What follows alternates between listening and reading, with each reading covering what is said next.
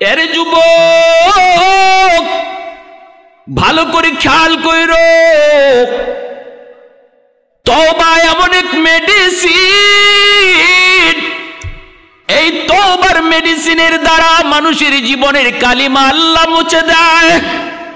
সাবানের দ্বারা কাপড়ের ময়লা মানুষ পরিষ্কার করে ফেলে রে, কিন্তু জীবনের ময়লা দূর করতে হয় তওবার দ্বারা। যেরকম সুবহানাল্লাহ, তওবার দ্বারা জীবনের ময়লা দূর করতে হয়। এমন ভাবে তওবা করলো, দিলে দিলে আল্লাহ পাক তার তওবাকে কবুল করে নিছেন।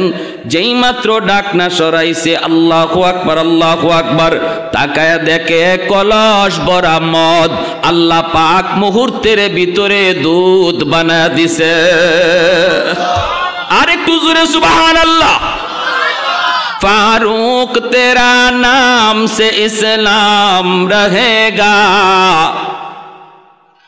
फारूक तेरा नाम से इस्लाम रहेगा, दुनिया की अदालत में तेरा नाम रहेगा, दुनिया की अदालत में तेरा नाम रहेगा, सिद्दीक तेरा नाम से इस्लाम रहेगा, दुनिया की सदाकत में तेरा नाम रहेगा, दुनिया की सदाकत में तेरा नाम रहेगा, उस्मान तेरा नाम से इस्लाम रहेगा, दुनिया की सखावत में तेरा नाम रहेगा, दुनिया की सखावत में तेरा नाम रहेगा, हैदर तेरा नाम से इस्लाम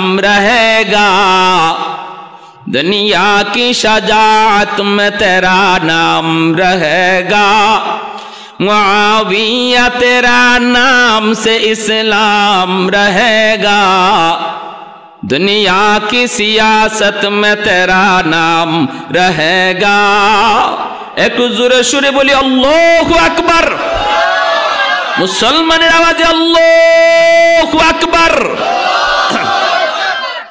এজন্যই হযরত ওমর বলেন, মায়ার নবী গো, আপনি ওসমান গনিরে পাঠান গো নবী, মনে হয় ওসমান গেলে পরে আপনার উদ্দেশ্য বেশি হাসিল হবে। ওসমান গনি তিনি চলে গেলেন মক্কায়। আবু সুফিয়ানের সঙ্গে সাক্ষাৎ হলো, দেখা করলেন। দেখা করে বলতেছেন, লিডার, মায়ার নবী দয়ার নবী আমাদেরকে নিয়ে তিনি হুদায়বিয়ায় অবস্থান করতেছেন। আমরা এসেছি শুধু আল্লাহর ঘর তওয়াফ করার জন্য, ভিন্ন কোনো উদ্দেশ্য নয়। আপনি আমাদেরকে ঢুকতে দিবেন কিনা? আবু সুফিয়ান তখনও তিনি কালেমা পড়ে মুসলমান হন নাই। পরবর্তীতে যেদিন মক্কা বিজয় হয় ওই দিন আবু সুফিয়ান তিনিও কালেমা পড়ে মুসলমান হয়েছেন। ওতে বেশি কিছু বলা যাবে না। আবার মায়ার নবীর সাথে সম্পর্ক আছে। নবীজি হলেন আবু সুফিয়ানের জামাই, আর আবু সুফিয়ান হলেন মায়ার নবীর শ্বশুর। নবীজির একজন পবিত্র বিবি, নাম হলো উম্মে হাবিবা। এই উম্মে হাবিবার বাবা হলো আবু সুফিয়ান। আবু সুফিয়ান একদিকে মায়ার নবীর কঠিন থেকে কঠিন দুশমন, অন্যদিকে আবু সুফিয়ানের কলিজার টুকরা মেয়ে উম্মে হাবিবা, আমার মায়ার নবীর পবিত্র বিবি। শ্বশুর জামাই, বুঝেননি আপনারা? আবু সুফিয়ান ডাক দেখো, উসমান, মুহাম্মদকে আমরা কখনো মক্কায় ঢুকতে দেব না, মুহাম্মদকে কখনো মক্কায় ঢুকতে দেব না। তোমার যদি মন চায় বাইতুল্লাহ তওয়াফ করার, তুমি তওয়াফ করে চলে যাও, তোমাকে আমরা 1000 বার তওয়াফ করার অনুমতি দেব, কিন্তু মুহাম্মদকে একবারও দেব না। উসমান গনি বলে, কোস কি তোরা? আমার নবীকে সারা আমি উসমান 1000 বার তওয়াফ করলেও এটা ইবাদত হবে না, কারণ যেই ইবাদতে আমার নবীর মর্জি নাই, নবীর অনুমতি নাই, এটা কোনো দিন ইবাদত হতে পারে না। ঠিক না? ইবাদত তখনই ইবাদত যেটাতে নবীর মর্জি পাওয়া যায়, আমার নবীর সুন্নত তরিকা পাওয়া যায়, সাহাবায়ে কেরামের আমলের নমুনা পাওয়া যায়, এর নাম হলো ইবাদত। উসমান গনি বলতেছেন আমি 1000 বার তোয়াফ করলো, এই তোয়াফ হিসেবে গণ্য হবে না, এটা সওয়াব হিসাবে হবে না, কারণ নবী আমাকে একা একা তোয়াফ করতে পাঠান নাই, নবী পাঠাইছেন তোমার সাথে আলোচনা করার জন্য। ভাইরা, এই দিকে আলোচনা চলছে, এই দিকে আলোচনা চলছে, বুঝ পরামর্শ চলছে, আর শয়তান তাকায় দেখে লাগে না। শয়তানের ইচ্ছা তো হলো লাগায় দেওয়া, ঝগড়া বাঁধায় দেওয়া। শয়তান কই এখানে পারবো না, উসমান আর আবু সুফিয়ানের মাঝে ঝগড়া লাগাইতে পারলাম না, দেখি অন্য কোনো পন্থায় লাগানো যায় কি না। ইবলিস মানুষের সুরত ধরে চলে আসলো হুদাইবিয়ায় আইসা মানুষের সুরত ধরে এক কোণার মধ্যে বসে বসে ফুফায়া কান্দে। আল্লাহর নবী, রহমতের নবী, ইবলিসকে মায়ার নবী চেনেন নাই। নবীজি যায় জিজ্ঞেস করেন, কে গো তুমি, তোমাকে কোনোদিন দেখলাম না, কেন তুমি এই জায়গায় কান্দ? এমনি পরিচয় দিয়া বলতেছে, মায়ার নবী গ, আমি কেন কান্দি যদি আপনাকে বলি তাহলে আপনি ঠিক থাকতে পারবেন না। পরিচয় তোমার কে? কয় আমার পরিচয় যাই না, লাভ নাই, আমি মক্কা থেকে এসেছি এবং মক্কায় দেখে এসেছি আপনার প্রাণের সাহাবী উসমান গনিকে মক্কার কাফিররা হত্যা করে ফেলেছে, নাউজুবিল্লাহ। অথচ আল্লাহর নবীর সাহাবী উসমান গনিকে ওরা হত্যা করে নাই, ঠিক না? হত্যা করে নাই, আলোচনা চলছে। ভাইয়েরা, বন্ধুরা, মায়ার নবী, দয়ার নবী, তিনি মনের ভিতরে কষ্ট পেয়ে গেলেন, কারণ উসমান আসতে দেরি হইতেছে। আল্লাহর নবী মনে মনে ভাবতেছেন, মনে হয় তাহলে আমার উসমানকে মেরেই ফেলেছে, তাহলে আসে না কেন? নবীজি ভাবতেছিলেন এটা, এর ভিতরে খবর দেয় ইবলিসে হত্যা করে ফেলেছে। নবীজি ভীষণ কষ্ট পেলেন, পাওয়ারই তো কথা, কারণ দূত হত্যা করা শুধু মুসলমানের আইনা নয়, আন্তর্জাতিক নীতিমালায়ও দণ্ডনীয় অপরাধ। দূতের কোনো দোষ নাই, দোষ যদি হয় তাহলে হবে যে পাঠাইছে তার, ঠিক না? যারে বাহক হিসেবে পাঠানো হয়েছে, বাহকের কি দোষ? অপরাধ যদি হয়ে থাকে, দোষ যদি হয়ে থাকে, যে পাঠাইলো তারে কিছু বলো। আল্লাহ নবী ভীষণ কষ্ট পেলেন, কারণ নবী তো আর গায়েবের খবর জানেন না, আল্লাহ না জানাইলে নবী জানেন না। এজন্য আল্লাহর নবী সাথে সাথে এই শয়তানের কথায় বিশ্বাস করে ফেলছেন। নবী তো আর জানেন না এই যে ইবলিস, এই যে শয়তান, কারা তো লাগাইতে চায়। ইবলিসের কামই শুধু মানুষে ঝগড়া লাগাইয়া দেওয়া, ঠিক কিনা? আমাদের সমাজেও যে মানুষ মিথ্যা কথা কইয়া দুই পক্ষের মধ্যে ঝগড়া লাগায়, এ ইবলিসের খালতো ভাই, ঠিক কিনা? জোরে কোন? এটা ইবলিসের বৈশিষ্ট্য, এটা ইবলিসের খাসলত। আর মুসলমানের বৈশিষ্ট্য হলো, যদি দুই গ্রুপের মাঝে বা দুইজনের মাঝে বিদ্বেষ থাকে, সে মাঝখানে মিথ্যা কথা কইয়া আরো বিদ্বেষ দূর কইরা মহব্বত বাড়ায়। ফিকহ কিতাবে লিখেন 3 জায়গায় মিথ্যা কথা কোয়া যায়। এর ভিতরে এক জায়গা হলো, দুইজন মুসলমানের ঝগড়া তুমি জানো, একজন আরেকজনকে ভালো জানে না, এই দুই মুসলমানকে মিলানোর জন্য মাঝখানে যদি তুমি কিছু মিথ্যা বলো, এটা শরীয়তে বৈধ। কেমনে? তুমি যে ওরে কইলা, ভাই তুমি অমুককে খারাপ জানো, কে বলছে? সে তো তোমার খারাপ জানে না, সে তোমার প্রশংসা করে, মূলত কিছুই না। আর ওর কাছে গিয়া কইছে, ভাই তুমি অমুককে কেন খারাপ জানো? ও তো তোমারে ভালো জানে, আমি কথা বইলা দেখছি, ও তোমার ভালো জানে, তোমারে গালি দেয় না, তোমার ব্যাপারে খারাপ জানে না, তোমারে মানুষে যা কইছে এগুলো মিথ্যা কইছে। এই যে মাঝখানে এই কথাটা কইয়া দুজনের অন্তর থেকে যে একটা আক্রোশ ছিল, এটা দূর কইরা মিলাইয়া দিল, এটা সওয়াবের অংশীদার হবে। আর আমরা মিথ্যা কথা কইয়া আরো ঝগড়া লাগাই, ঠিক না? এতটা ছিল না, আমি মিথ্যা কইয়া যতটা বাড়াইছি। আরেকটা মিথ্যা কথা বলার জায়গা আছে, প্রাণে বাঁচার জন্য শরীয়তে অনুমতি দিয়ে দিছে, মেরে ফেলবে এই অবস্থায়। আরেকটা মিথ্যা বলার জায়গা বলবো, এটা কিন্তু খুব জটিল বিষয়, এটা মাইক বন্ধ করে কইলে ভালো হয়। এটা ঘরের বিষয়, কথা বুঝেননি? এটা ঘরের বিষয়। ঘরের ম্যাডাম যদি গরম হয় আর তোমার কোনো সত্য কথায় যদি ঘরে আগুন লাগার সম্ভাবনা থাকে, ম্যাডাম যদি মাথা গরম হয়ে যায়, তখন তুমি মাথা ঠান্ডা করার জন্য মিথ্যা বলতে পারবা। যেমন শাড়ি তুমি কিনছো 500 টাকা দিয়া, এখন ঘরে যদি এসে বলো শাড়ির দাম 500, তাহলে যদি বুঝো যে না বেজাল বাড়বে, 500 বললি তোমার জন্য লুঙ্গি কিনো আর প্যান্ট কিনো আর শার্ট কিনো 1500-2000 টাকা দিয়া, আর আমার জন্য শাড়ি কিনতে 500 আর 600 নেও, এই শাড়ি তুমি যে পরো, আমার পরা লাগবে না, তুমি পরো। এই ধরনের কোনো ভয় যদি থাকে তখন তুমি ঘরে আইসা বলতা শাড়ির দাম 2000। এখন কাম হয়েছে না কইসলাম নি, মাইক বন্ধ করে কইতাম। এখন তো আপনারা ঘরে সত্য কথা কইলেও বিশ্বাস করবে না, হাসা কথা কইলেও এখন মিছা মনে করবে, ঠিক না?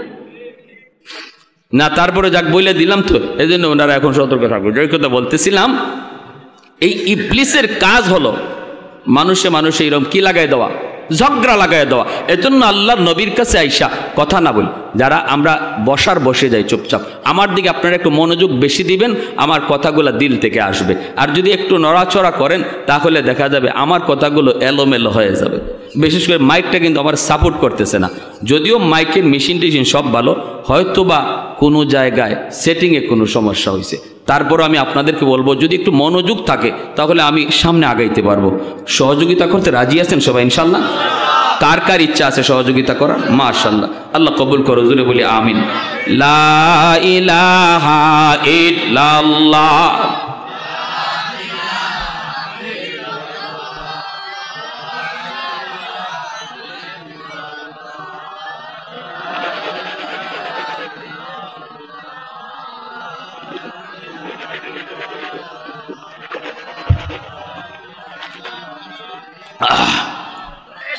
এই পানিটা একটু গরম পানি দাও, যে ঠান্ডা পানি। জোরে লা ইলাহা ইল্লাল্লাহ।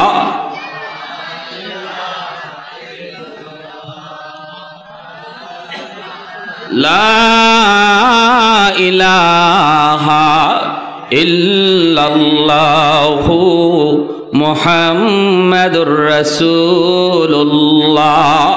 জোরে সুরে বলি সাল্লাল্লাহু আলাইহি ওয়াসাল্লাম। আমার ভাইয়েরা, বন্ধুরা, যুবক, আমি লম্বা টান দিতে পারবো না, আওয়াজও চড়াইতে পারবো না, কারণ একটু পরপরই আমার গলা শুকায় আসতেছে মাইকের কারণে। একটু মনোযোগ আমার দিকে, নরমাল সুরে কিছু কথা বলবো, একটু দিল দিয়া শোনেন।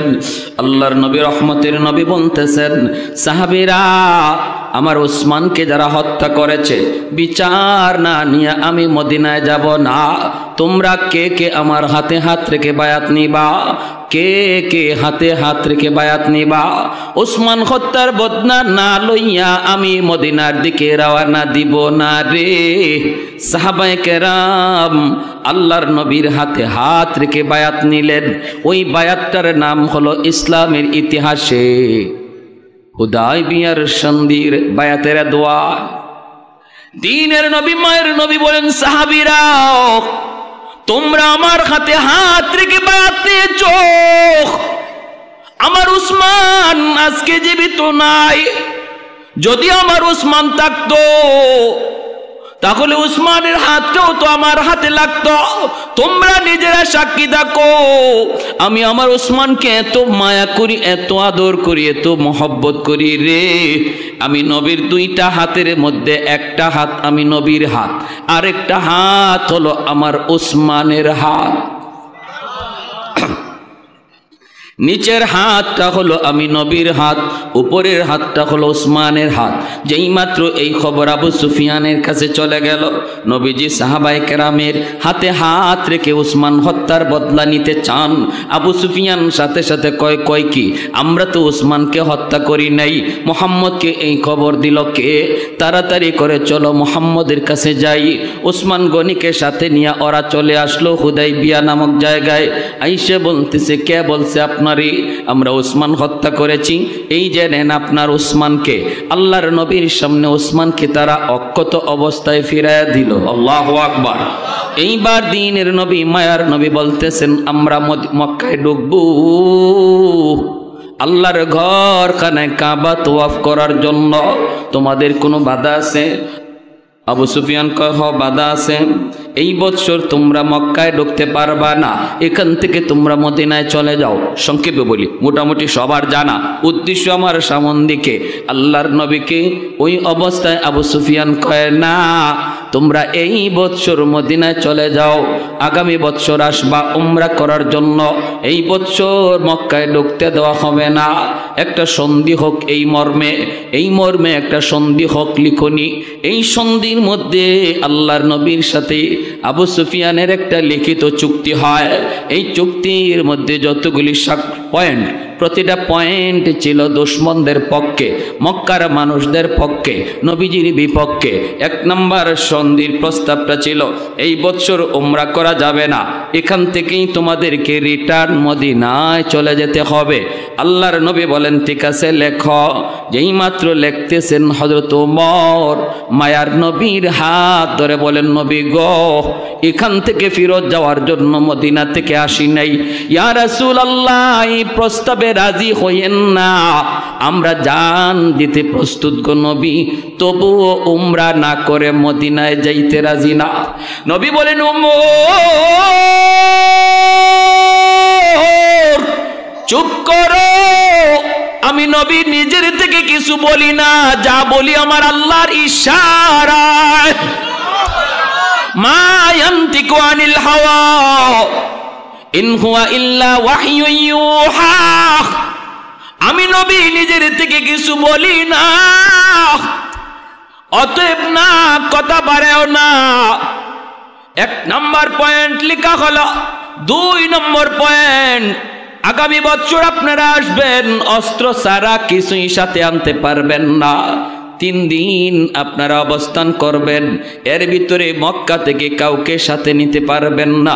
সন্ধি হওয়ার পর থেকে মক্কার কোনো মানুষ যদি আপনাদের কাছে মদিনায় যায়, তাকে আপনারা রাখতে পারবেন না, ফিরাইয়া দিতে হবে মক্কায়।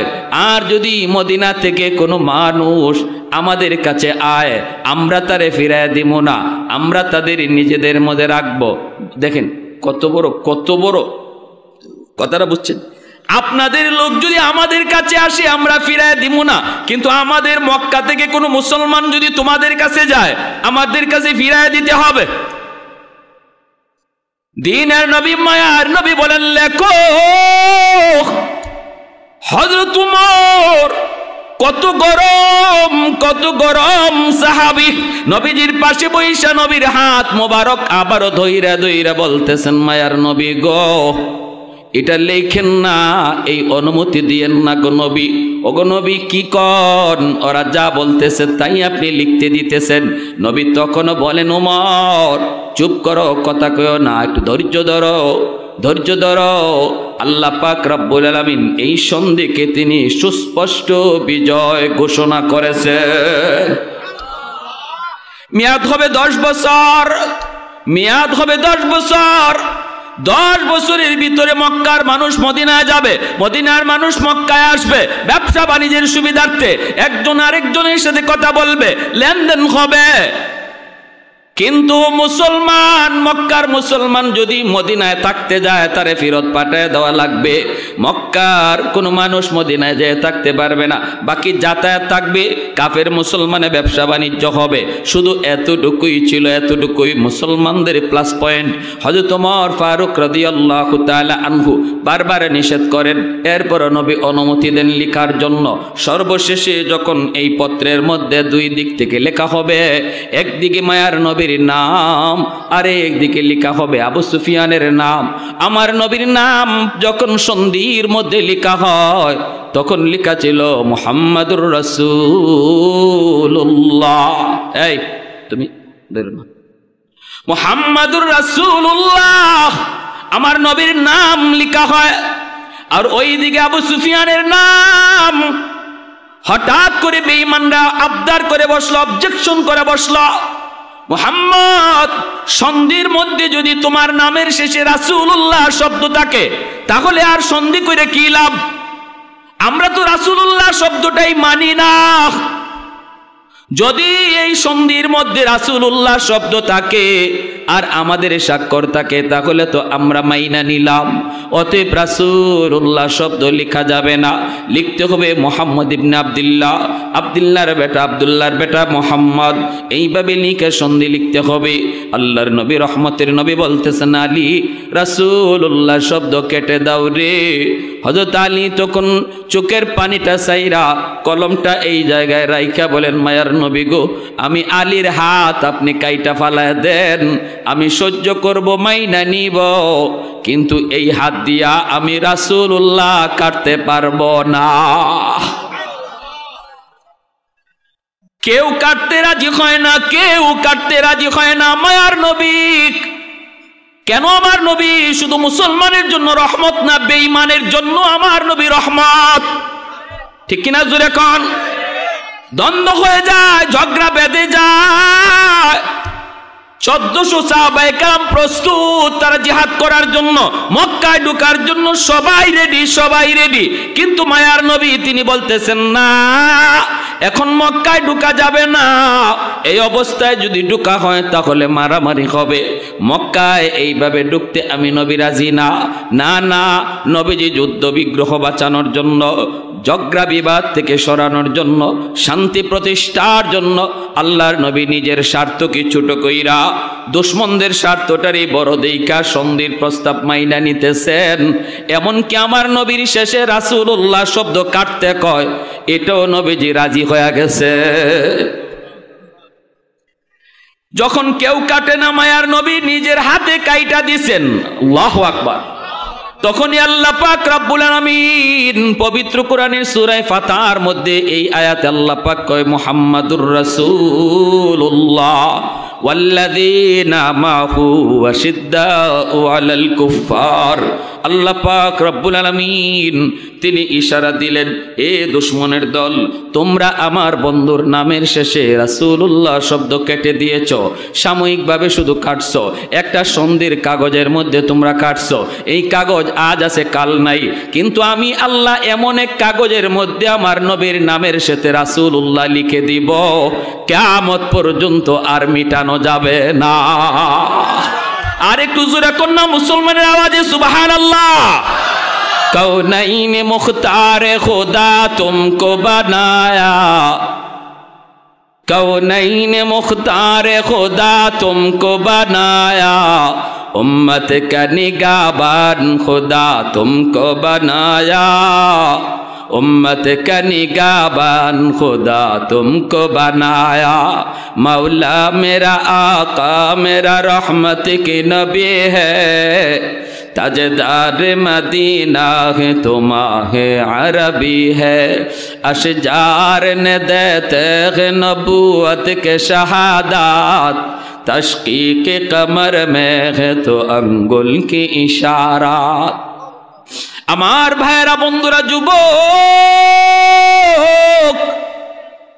আল্লাহ নবী রহমতের নবী চলে গেলেন। হযরত ওমর বারবার বলতেছিলেন, ইয়া রাসূলুল্লাহ, ওগো নবীজি, এইভাবে এতগুলি শর্ত আপনি মেনে নিলেন, প্রতিটা শর্তই ওদের পক্ষে, আমাদের পক্ষে তো কোনো শর্তই দেখলাম না। নবী বলেন, ওমর, তুমি আমি যা বুঝি আল্লাহ এর চেয়ে বেশি বুঝে, ঠিক না? যা দেখি আল্লাহ এর চেয়ে বেশি দেখে। আমরা দেখতেছি বাহ্যিক, কিন্তু আল্লাহ দেখতেছেন মূল হাকিকত। আল্লাহ নিজে বলতেছেন, বন্ধু সবর করো, সাহাবীদেরকে ধৈর্য ধরতে বলো, এই সন্ধিটা হলো তোমাদের সুস্পষ্ট বিজয়। ইন্না ফাতাহনা লাকা ফাতহাম মুবিনা, এটা সুস্পষ্ট বিজয়, সুস্পষ্ট বিজয়। হযরত ওমর বলেন, নবী গো, কেমন করে সুস্পষ্ট বিজয়? নবী বলেন, ওমর ধৈর্য ধরো, দেখতে পাবা কেমন করে সুস্পষ্ট বিজয়। হযরত ওমর তিনি নীরব নিস্তব্ধ। ভাইরা বন্ধুরা, দেখা গেল সুস্পষ্ট বিজয়। 2 বছর পার হয় নাই, 2 বছর সন্ধির মেয়াদ ছিল 10 বছর। 2 বছর পার হইতে হইতে দেখা গেল এই 2 বছরের ভিতরে বেঈমান মুসলমানের সাথে লেনদেন করার সুযোগ পেয়েছে, ব্যবসা বাণিজ্য করার সুযোগ পেয়েছে, অসংখ্য অগণিত অমুসলিম মুসলমানদের সাথে চলাফেরা করেছে, লেনদেন করেছে। এই লেনদেন চলাফেরার কারণে মুসলমানের আখলাক আর মুসলমানের ব্যবহার, মুসলমানের উত্তম চরিত্র দেখা গোপনে গোপনে 1400 থেকে মুসলমান হয়ে গেছে 10,000। জোরে কন্যা সুবহানাল্লাহ। এতদিন পর্যন্ত মুসলমানদের ব্যাপারে শুধু মিথ্যা প্রোপাগান্ডা ছড়াইছে। যেমন বর্তমানে বেদিন বেঈমান কাফির কুফফারের মুরলগুলি মুসলমানের দিকে জঙ্গি তকমা লাগায়, আর জঙ্গি তকমা লাগায় সাধারণ মানুষকে মিথ্যা ধোঁকা দিয়া রাখতেছে। যারা সত্যিকার অর্থে মুসলমানের সাথে মিশতেছে, মুসলমান চিনতেছে, এরা বুঝতেছে মুসলমান জঙ্গি নয়। ঠিক কিনা জোরে বলেন? এরা বুঝতেছে, এরা জানতেছে। বর্তমানে তালেবানরা, এদেরকে যে জঙ্গি বলা হয়, মিথ্যা প্রোপাগান্ডা। আর এই সার্টিফিকেটটাই ভারতের একজন সাংবাদিক আফগানিস্তানে ছিল, সে নিজের চোখে তালেবানদের সুশাসন দেখে এসেছে, তাদের নিরাপত্তার দৃশ্য দেখে এসেছে, আইসে সে বাস্তব চিত্রটা ভারতের জমিনে আসল কথাটা কয়ে দিছে। সে বইলা দিচ্ছে তালেবানরা খারাপ নয়, যা বলা হইতেছে এদের বিরুদ্ধে সব মিথ্যা। তালেবানরা হলো আদর্শ মানুষ এবং ন্যায় পরায়ণ। ঠিক কিনা জোরে কা?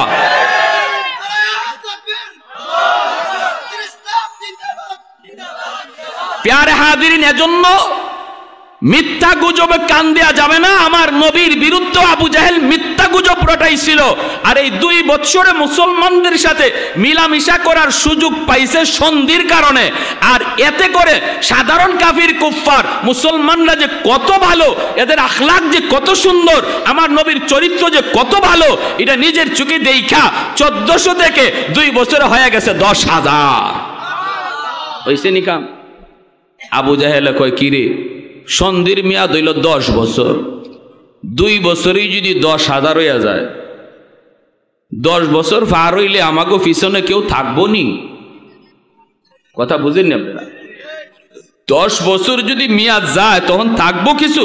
পাইমো না খুঁজা। কয় তাড়াতাড়ি করে সন্ধি ভাঙ্গ। হযরত ওমর রাদিয়াল্লাহু তাআলা তখন বলছিলেন, হ্যাঁ আমরা তো তখন বুঝি নাই, মায়ার নবীর কত কথা কইছি।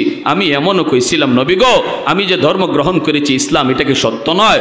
আমি এমন শক্ত কথাও নবীকে বলেছি, নবী গো যারা যুদ্ধ করে শহীদ হয়েছে এরা জান্নাতে যাবে, এই কথা কি আপনার সত্য নয়? নবী তখন বলেছিলেন, ওমর ধৈর্য ধরো, ধৈর্য ধরো, ধৈর্য ধরো, সব সামনে আছে দেখতে বাবা। হযরত ওমর রাদিয়াল্লাহু তাআলা অসংখ্য অগণিত সদকা করেছেন, গোলাম আজাদ করেছেন, শুধু ওই দিনের চিন্তা করে। আর আল্লাহর কাছে চোখের পানি জড়ায় কাঁদছেন, আল্লাহ আল্লাহ ওই সময়টাতে হুদাইবিয়ার সন্ধির সময় আমার ঈমান সবচেয়ে বেশি বিপজ্জনক হালতে ছিল, সবচেয়ে বেশি খাতরার মধ্যে আমি ওমরের ঈমানটা ছিল। আল্লাহ ওই সময় আমার ঈমান যাওয়ার হালত ছিল, আমি কত বড় ভুল করে ফেলতাম। আজ বুঝতেছি আমার নবীর সিদ্ধান্ত তোমার ইশারায় হয়েছে। সুবহানাল্লাহ। দিনের নবী, মায়ার নবী, রহমতের নবী 2 বছর পরেই যখন আবু জাহেল জানায় দিল, আবু জাহেল নয়, আবু জাহেল তো শেষ, আবু সুফিয়ান যখন জানাইলো আমরা সন্ধি মানি না, আল্লাহর নবী সাথে সাথে সন্ধি ভঙ্গ করার পর মক্কা বিজয়ের প্রস্তুতি নিলেন। 10,000 সাহাবায়ে কেরাম নিয়ে মায়ার নবী মক্কার উপকণ্ঠে নবী হাজির হয়ে গেলেন। হাজির হয়ে নবী অবস্থান করলেন সমতল জায়গায়। আবু সুফিয়ান খবর পেয়ে গেল নবী মক্কা দখল করার জন্য তিনি রেডি, মক্কার কাছাকাছি চলে এসেছেন। কিন্তু কি পরিমাণ লোক আল্লাহর নবীর সাথে এনেছেন রে, আবু সুফিয়ান জানে না, মক্কার কাফেররা তারাও জানে না নবীর সাথে কি পরিমাণ লোক আছে। আবু সুফিয়ান রাতের অন্ধকারে একজনকে পাঠাইল, যা একটু দেখ মুহাম্মদের সাথে কি পরিমাণ লোক আছে। আল্লাহর নবী সাহাবায়ে কেরামদেরকে বলেন, সাহাবীরা রে সন্ধ্যা হয়ে গেছে, এখন আমরা মক্কায় ঢুকবো না, রাতের অন্ধকারে যদি মক্কায় ঢুকি, আবু সুফিয়ান আর মক্কার মানুষগুলি তারা যদি আমাদেরকে বাধা দেয় তাহলে তো আমরা প্রতিহত করব, এতে করে ঝগড়া বেঁধে যাবে, জান যাবে, প্রাণ যাবে। রাতের অন্ধকারে কে কারে মারবে দেখা যাবে না। অনেক শিশুর গায়ে হামলা হয়ে যেতে পারে, নারীর উপরও হামলা হয়ে যেতে পারে, অথচ তারা নিরপরাধ, তাদের কোনো অপরাধ নাই, তাদের কোনো অন্যায় নাই। ইসলাম শিশুর গায়ে হামলা করে না, ইসলাম নারীদের উপরে হামলা করে না। আদর্শ শিখায় ইসলাম, মানবতা শিখায় ইসলাম, মানবতা শিখায় গেছেন আমার নবী। অথচ আমরা দেখি আজকে ফিলিস্তিনের জমিনে মুসলমানের শিশুকে হত্যা করা হয়, আরাকানের জমিনে মুসলিম নারীর গায়ে গুল্লি করা হয়, ঠিক কিনা? বেদিন বেঈমানগুলি মানবতার ফেরিওয়ালা নামে ডাকে, অথচ মানবতা ওদের কাছে নাই। কাশ্মীরের জমিনে মুসলমান নারীর গায়ে হামলা হয়, মুসলিম শিশুর উপর হামলা হয়, অথচ আমার নবী রহমতের নবী মক্কায় নবী যখন ঢুকবেন সন্ধ্যা হয়ে গেল, নবী বলেন সাহাবীরা রাতের অন্ধকারে আমরা মক্কায় ঢুকবো না। মক্কায় যদি রাতের অন্ধকারে ঢুকি নারীর গায়ে হামলা হতে পারে, শিশুর উপরে হামলা হতে পারে না, ইসলাম এটা সমর্থন করে না। রাত আমরা এই সমতল জায়গায় কাটাবো, সকালবেলা মক্কায় ঢুকবো। যার হাতে কোনো অস্ত্র নাই তার গায়ে তলোয়ার চলবে না, ঘরের ভিতরে যে অবস্থান করবে তার ঘরেও হামলা হবে না, বাইতুল্লাহ যে আশ্রয় নিবে তার উপরও কোনো হামলা হবে না। সন্ন্যাসী ধর্মীয় যাজক দ্বারা, ধর্মীয় যাজক এদের উপরও কোনো হামলা হবে না। যারা তলোয়ার নিয়ে সামনে আসে শুধু ওদের সাথেই হামলা হবে, প্রতিবাদ হবে, আর কারো গায়ে তলোয়ার উঠবে না, এমনকি গাছের পাতাটা পর্যন্ত ছিঁড়া যাবে না। নবীজি সমতল জায়গায় 10,000 সাহাবায়ে কেরামদেরকে নিয়ে সন্ধ্যার সময় অবস্থান করলেন। আল্লাহ নবী কত বড় রণকৌশলবিদ ছিলেন বুঝছেন। নবী বলতেছেন সাহাবীরা এশার নামাজের পরে আল্লাহ নবী কয় সবাই চুলা বানাইবা না, খানা দানা পাক করা লাগবে না? সাহাবীরা কহ খানা দানা পাক করতে তো চুলা বানাইতে হবে। নবী কয় চুলা যে বানাইবা আমাদের 10,000 মানুষের জন্য যদ্দূর চুলা লাগার প্রয়োজন ডাবল বানাও, ডাবল চুলা নবীজি ডাবল বানাইতে বলছেন। যদি লাগে 10,000 মানুষের জন্য 1000 চুলা, নবী বলতেছেন 2-3 হাজার চুলা বানাও। এখন চুলা বা সাহাবায়ে কেরাম বুঝতেছেন না যে ঘটনা কি, নবীজি এত চুলা বানাইতে বলেন কেন? নবীজি বলেন যা বলছি তা করে। সাহাবায়ে কেরাম তো নবীকে কোনো প্রশ্ন করতেন না, ইয়া রাসূলুল্লাহ এটা কেন, এই প্রশ্ন নাই। নবী বলছেন আর কোনো কথা নাই, ঠিক না? আমিও যদি নবীর উম্মত হয়ে থাকি আমার কথা এখানেই শেষ, যেখানেই শুনবো আমার নবীর কথা সামনে এসেছে, যখনই শুনবো আমার নবীর হাদিস সামনে এসেছে, নবীর কথা চলে এসেছে, আমার যুক্তি, আমার বুদ্ধি, আমার বিবেক সব এখানে ওকেজু, এর নাম হলো উম্মত। আমার মতে মত নয়, নবীর মতে মত, তার নাম হলো উম্মত। ঠিক কিনা জোরে কর?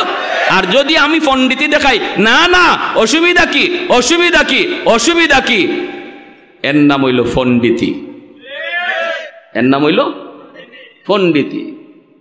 কেউ নবীর হাদিসের সামনে, সুন্নত তরিকার সামনে পণ্ডিতি দেখাইবেন না। সাহাবায়ে কেরাম কোনো দিন এমন পণ্ডিতি দেখান নাই। নবী বলতেছেন চুলা বানাও ডাবল। একজন সাহাবীও জিগাইছেন না নবী গো কেন? বুঝে আসছে? এরপর আল্লাহ নবী বলে শোনো রাতের বেলা তো বাথরুমও লাগবে, বাথরুম বানাইবা আমাদের যা প্রয়োজন এর চেয়ে অর্ধেকের কম, অর্ধেক কম। বাথরুম যদি লাগে 1000 বানাও 500। এখানেও সাহাবীরা জিগান না কেন, কেনটা পরে বুঝছেন। আবু সুফিয়ান সন্ধ্যার সময় গুপ্তচর পাঠাইছে, মোহাম্মদ কি পরিমাণ লোক নিয়ে আসছে মক্কা দখল করার জন্য, একজনে দেখে আসো। এ পাহাড়ের উপর থেকে আসার পরে যখন ময়দানের দিকে তাকাইছে, এই টাইমটাতে সাহাবায়ে কেরাম চুলায় আগুন জ্বালাইছেন খানা পাকানোর জন্য। এখন চুলা ডাবলের ডাবল, সব চুলায় যখন আগুন জ্বলছে, এই গুপ্তচরে পাহাড়ের উপর থেকে কয় আস্তাগফিরুল্লাহ, আমি মানুষ গণমু কখন, চুলা গই নেই তো কুল পাই না। আমারে লিডারে ফাটাইলো মানুষ গণবো, মানুষ আমি কবে গণবো? হে দেখে পুরা ময়দান খালি আগুন আর আগুন। দৌড় দিছে পিছনে ব্যাগ গিয়ে ওই লিডার কয় লিডার খবর বড় জটিল খারাপ। কয় কি হইছে? কয় মুহাম্মদ যে কি পরিমাণ লোক সাথে লইয়া আইছে এর হিসাব নাই। কেন কস না? কস না তুই কত? 5000, 2000, 10,000, 20,000। আরে রাখো তোমার 10,000, 20,000, চুলাই তো আছে 10-20,000, চুলাই তো আছে 10-20,000। মানুষ নিচে 50-60,000 কম হবে না। এক চুলার মাঝে কি একজনের খানা ফাঁকায়? এক চুলার ভিতরে 10জন 20 জনের চুলা ফাঁকায়। আমি চুলা গণ্যা শেষ করতে পারি নাই। আবু সুফিয়ান কয় আস্তাগফিরুল্লাহ, ভগবান রাম রাম রাম, কোন কাম হয়? রাম রাম রাম কোন কাম হয়? শেষ সাথে ফাটাইছে গুপ্তচর আরেকটা সিআইডি, কয়ে তুই যাই একটু দেখে আয় তো এই আগ্রাইতে যে খবর দিল এর খবর সঠিক না বেঠিক। আরে সকালবেলা যে যুদ্ধ করব আগে তো বুঝতে হইব শত্রু দুশ্মনের তাদের শক্তি কেমন, জনবল কেমন, এটা তো বুঝে যুদ্ধ করা লাগবে। তুই একটু দেখে আয় না আগ্রাইতে হেজে রিপোর্ট দিল এটা সঠিক না বেঠিক। এ যে টাইমে গেছে এই টাইমে ঘুম থেকে সাহাবায়ে কেরাম উঠা সবাই বাথরুমের সামনে গিয়ে লাইন ধরছে। বাথরুম তো নবী বলছেন যা লাগে এর চেয়ে অর্ধেক কম বানাও। এখন বিশাল লাইন এক এক বাথরুমের সামনে। ইস্তেমার ময়দানে দেখছেন না হালত কি? পাহাড়ের উপর থেকে ছায়া কয় রাম রাম রাম রাম। আমি মানুষ গণমু কখন? বাথরুমের সামনে যে হাজারে বিজারে খাড়াই রয়েছে, সবার তো আর বাথরুমে ধরছে না। যদি এক তাবুতে 50 জন থাকে, আইসে মাত্র 2 জন বা 3 জন বাথরুমও, বাকি 40 জনই তো তাবুতে রয়েছে। হাই রে হাই, কার সাথে কি যুদ্ধ করব? ইয়েও দিছে পিছনে ব্যাগ গিয়ার, যা উস্তাদ খবর বলো জটিল খারাপ, কি পরিমাণ লোক মোহাম্মদের যে সাথে লই আইছে এর হিসাব নাই। বলে কস না তুই কি পরিমাণ? কয় হ্যাঁ কি পরিমাণ কইছে? কয় হ্যাঁ তো কইছে 40-50 হাজার হইব। কয় দূর রাখো, বাথরুমের সামনেই তো 40,000 খাড়াই দিছে। আবু সুফিয়ান কয় যার যার জান বাঁচা, আমি আমার জান বাঁচাই। ওই দেখেন, এজন্যই পৃথিবীর বড় বড় গবেষক, শ্রেষ্ঠ রণকৌশলবিদ যদি পৃথিবীর ইতিহাসে কেউ থাকে, সেই গবেষণায় আমার নবীর নাম সবার আগে উঠেছে। আমার নবীর নাম সবার উপরে। পৃথিবীর শ্রেষ্ঠ রণকৌশলবিদ, যুদ্ধের কৌশল পৃথিবীতে কে সবচেয়ে বেশি জানতেন, এই ইতিহাস যখন বেঈমানরা লিখছে সেখানেও আমার নবীর নাম সবার আগে। সুবহানাল্লাহ। কোন নবীর উম্মত হইছো এই খবর তোমার নাই, তুমি আসো বান্দরের বাচ্চা হইবার লাগি ভাগল। হাই রে বান্দরের বান্দর। আমি যে কি এটা আমি জানি না, আমার পরিচয় আমি জানি না, এই হলো আমাদের হালত। আর খালি বান্দরে কইয়া কি লাভ? মুসলমানের বাচ্চারাও আছে।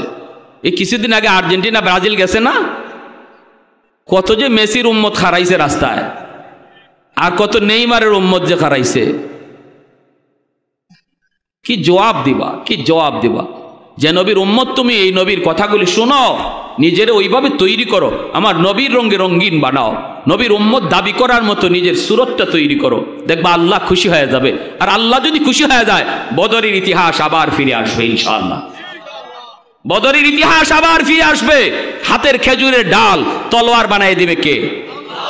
মাটির চাকা আমাদের হাতে বোমা বানায় দিবে কে? এই ক্ষমতা আল্লাহর আসেনি না নাই?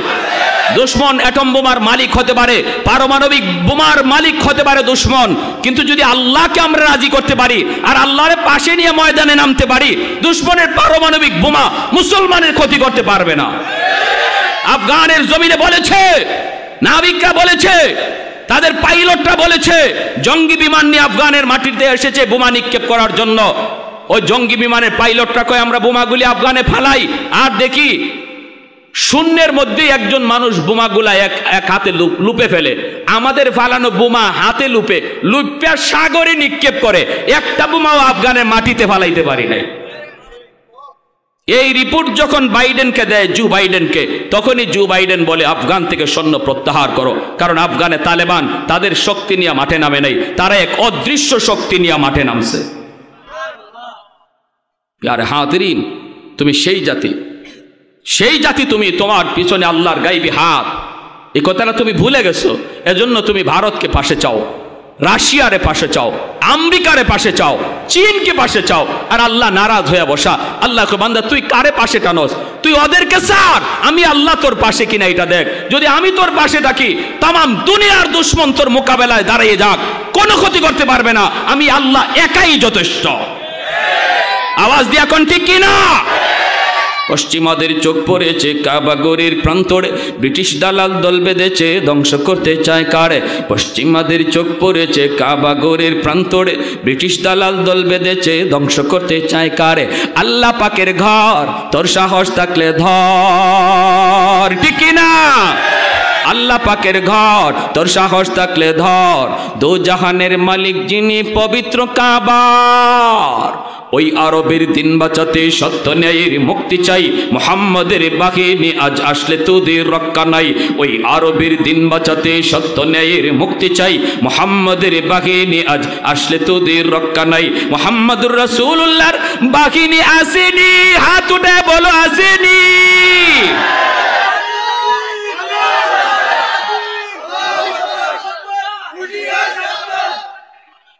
একটু দাঁড়াও, জেগে উঠো ওহে মুসলমান, আর কতদিন দিন ইসলামের সইবে অপমান। একটু দাঁড়াও, জেগে উঠো ওহে মুসলমান, আর কতদিন দিন ইসলামের সইবে অপমান। রক্ত দিয়ে পবিত্র ওই মক্কা মদিনা, সেই জমিনে সিনেমা হল চলতে পারে না। আরেকটু জোরে, আরেকটু জোরে, ঠিক কিনা? রক্ত দিয়ে পবিত্র ওই মক্কা মদিনা, সেই জমিনে সিনেমা হল চলতে পারে না। নূর মক্কার ইসলাম তার থাকলো কি আর দাম, বন্দিশালায় তাকে যদি কাবার ইমাম। ওই আরবের দিন বাঁচাতে সত্য ন্যায়ের মুক্তি চাই, মুহাম্মাদের বাহিনী আজ আসলে তোদের রক্ষা নাই। ওই আরবের দিন বাঁচাতে সত্য ন্যায়ের মুক্তি চাই, মুহাম্মাদের বাহিনী আজ আসলে তোদের রক্ষা নাই। পশ্চিমাদের চোখ পড়েছে কাবা গড়ের প্রান্তরে, ব্রিটিশ দালাল দল বেঁধেছে ধ্বংস করতে চায় কারে। আল্লাহ পাকের ঘর তোর সাহস থাকলে ধর, দো জাহানের মালিক যিনি পবিত্র কাবার। ওই আরবের দিন বাঁচাতে সত্য ন্যায়ের মুক্তি চাই, মুহাম্মাদের বাহিনী আজ আসলে তোদের রক্ষা নাই। মুহাম্মাদুর রাসূলুল্লাহর বাহিনী আসেনি, হাত উঠে বলো আসেনি। একটু জোরে কোন আল্লাহু আকবার, আরো জোরে আল্লাহু আকবার। দ্বীনের নবী, মায়ার নবী, এই অবস্থায় আল্লাহর নবী কি করলেন? সকালবেলা মক্কায় ঢুকলেন। আসেনি বেঈমান কেউ মক্কায়? মনে আছে? মনে আছে? নেতাই যদি কয় তোরার জান তোরা বাঁচা, আমার জান আমি বাঁচাই, তাইলে কর্মী আর মাঠে থাকবে?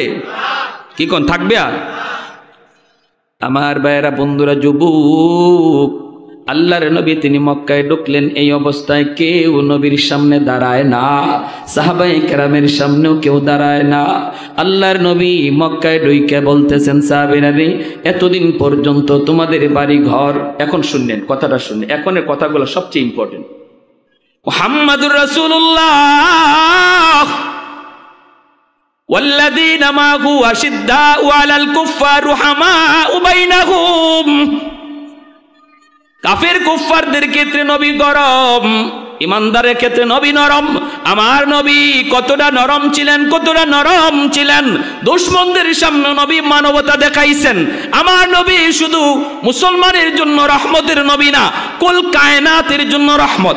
নবীজি মক্কায় ঢুকলেন, ওই মক্কার মানুষগুলি নবীকে মক্কায় থাকতে দিল না, নবীকে জোর করে মক্কা থেকে বের করে দিল। অথচ জন্মভূমিতে কার না থাকতে মন চায়? এরপরও মায়ার নবীকে জন্মভূমিতে থাকতে দিল না। আল্লাহর নবী সাহাবায়ে কেরামদেরকে ডাক দিয়া বলেন, সাহাবীরা রে, এতদিন পর্যন্ত তোমাদের বাড়িঘর দখল করে রেখেছিল বেঈমানগুলি, মালিক ছিল তোমরা, কিন্তু দখলে ছিল বেঈমান কাফের কুফফারদের। আজ তোমরা বাড়িঘর ফিরে পাওয়ার জন্য মক্কা দখল করো নাই। আমি নবী মক্কায় এসেছি আমার বাড়ি দখল করার জন্য নয়, বরং আমি নবীর বাড়িটাও যে দখলে নিয়ে রাখছি, আমি নবী আজ তার কাছে যায় বলবো, ভাইরে, এতদিন পর্যন্ত এই বাড়ির মালিক তুমি ছিলা না, মালিক ছিলাম আমি, তুমি ছিল দখলদার। আজ আমি নবী তোমাকে মালিক বানায়া দিলাম।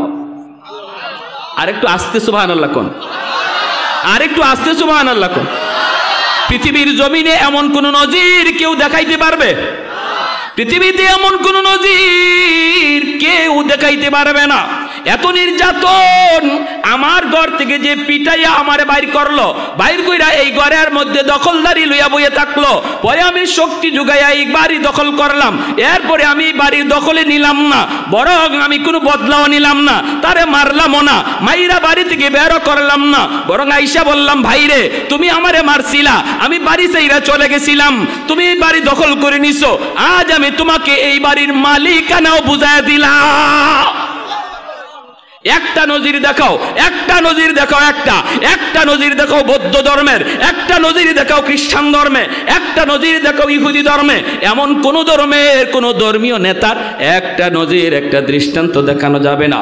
হোম শান্তি, হোম শান্তি, হোম শান্তি, হোম শান্তি কয়া কয়া যে বৌদ্ধরা শান্তির স্লোগান দেয়, এই বৌদ্ধরাই আজকে মায়ানমারের জমিনে মুসলমানের রক্তে জমিন লাল কইরা অশান্তির সৃষ্টি করেছে। ঠিক কিনা জোরে খান? আমি তো বলি কের হোম শান্তি, ওরা কইব হোম অশান্তি, হোম অশান্তি, হোম অশান্তি। ঠিক না? নাফ নদীর পানি আজকে মুসলমানের রক্তে লাল, কের শান্তি? খালি হোম শান্তি, হোম শান্তি করো, মুখে খালি হোম শান্তি কইলই। ছোট ছোট বাচ্চাগুলি রক্তে নাফ নদীর পানি লাল, মুসলমানের নারীদের রক্তে নাফ নদীর পানি লাল। ভাইরা বন্ধুরা, অথচ আমার নবী রহমতের নবী মক্কায় ঢুইকা বলেন, সাহাবীরা যার যার বাড়ির মালিকানাটাও তোমরা যায় তাদেরকে বুঝায় দাও, তাদেরকে বুঝায় দাও। আর আমি নবী আজকে মক্কার মানুষগুলি সবাইকে সাধারণ ক্ষমা করে দিলাম, সবাইকে সাধারণ ক্ষমা করে দিলাম। লা তাসরিবা আলাইকুমুল ইয়াউম, আমি নবী আজ কোনো বদলা নিব না। আল ইয়াউম ইয়াউমুল মারহামা, আজকের দিন হলো রহম করার দিন, আজকের দিন হলো মায়া দেখানোর দিন, বদলা নেওয়ার দিন নয়। এরপর মক্কার মানুষরা বিশ্বাস করে না। সাধারণ মক্কার মানুষ, নবী মক্কা দখল করে নিয়েছেন, এই সংবাদ পাওয়া মাত্রই ঘর বাড়ি চাইরা পাহাড়ের দিকে রওনা দেয়। সবাই দৌড়ে দৌড়ে ভাগতেছে।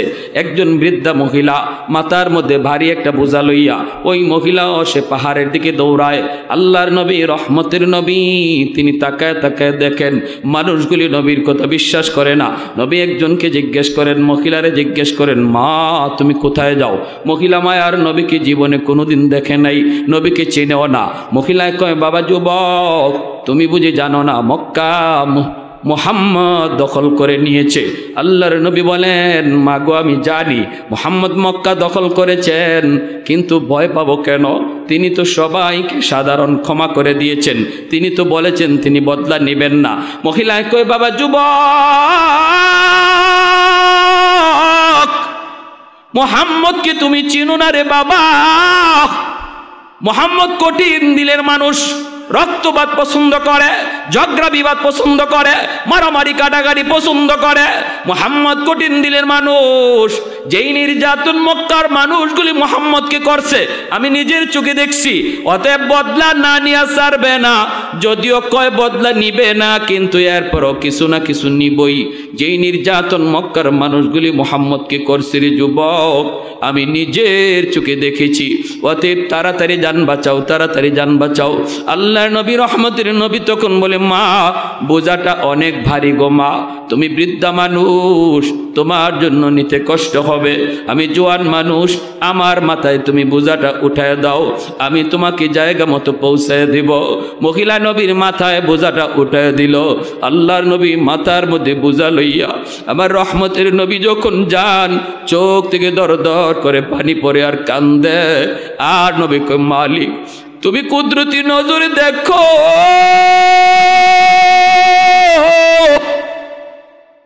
আমি নবী সবাইকে ক্ষমা করে দিয়েছি, এরপর ওরা বিশ্বাস করে না গো আল্লাহ, আমার কোনো দোষ নাই, আমি কো বদলা নেওয়ার কথা বলি নাই গো মালিক। ওরা যে আমার ভয়ে বাড়িঘর চাইরা দিছে, কিয়ামতের ময়দানে এর জন্য আমি নবীরে তুমি পাকড়াও কইরো না আল্লাহ, আমি তোদেরকে বদলার কথা বলি নাই। আমার নবী রহমতের নবী যখন চোখের পানি জড়ায় জড়ায় এই বোঝাটা লইয়া সামনের দিকে যান, মহিলা পিছন থেকে মায়ার নবীর জন্য দোয়া করে, যুবক তুমি তো সাধারণ মানুষ না, তুমি মনে হয় আল্লাহর ফেরেশতা, তুমি মনে হয় ভগবানের পাঠানো কোনো দূত, তোমার মতো যুবক এই জমিনে হয় না। পিছনে তাইকা তাইকা নবীর জন্য দোয়া করতেছে, লম্বা লম্বা দোয়া করে। নবীকে চিনে না, মহিলা নবীকে চিনে না, মনে করছে মক্কার একজন যুবক। পাহাড়ের কিনারে যাওয়া মাত্রই নবী কই মা,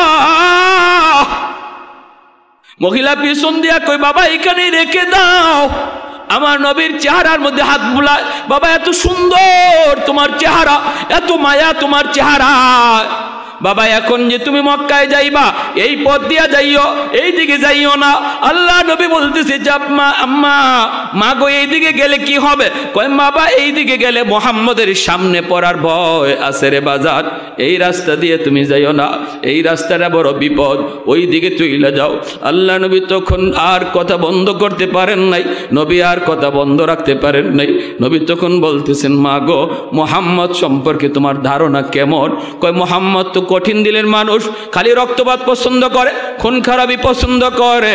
মায়ার নবীর চোখ থেকে দর দর করে পানি পড়ে, নবী কান্দেন আর পানিগুলি আঙ্গুল দিয়ে মুছেন আর কয় মা মুহাম্মদ সম্পর্কে তোমার যে এই ধারণা, এটা কি মুহাম্মদ রে কোনোদিন দেইখা তুমি এমনটা মনে করতেছো নাকি মানুষের কথা শুই না?